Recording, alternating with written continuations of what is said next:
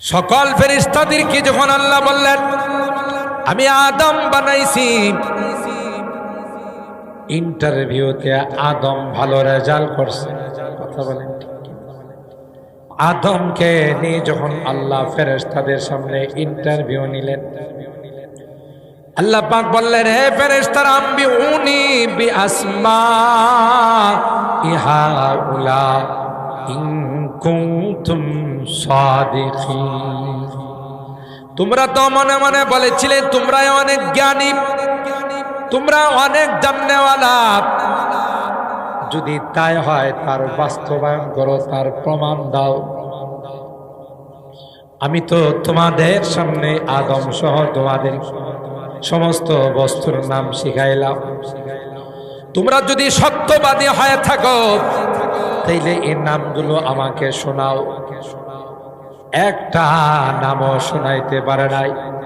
একটা পর্যায়ে সারেন্ডার করলো আর বলল, ফেরেশতারা বলল ক্বালু সুবহানাকা লা ইলমা লানা ইল্লা মা আল্লামতানা ইন্নাকা আনতাল আলিমুল হাকীম।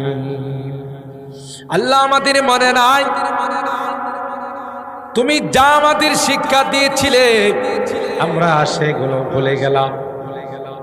আল্লাহ পাক মাটির তৈরি আদমকে বললেন ইয়া আদম আম্বিউহুম বিআসমাইহিম।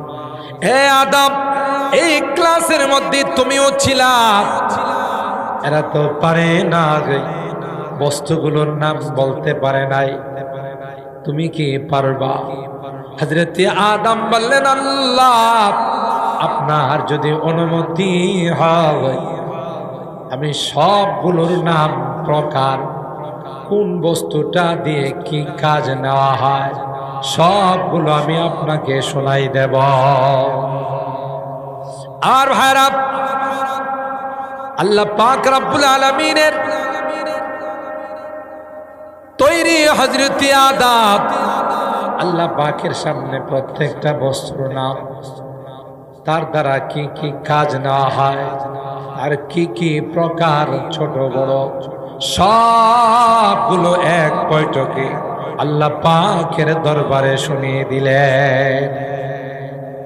আদম খাকিজে হক মুক্তিল, আদমে খাকিজে হক মুক্তিল, তব হাত্তম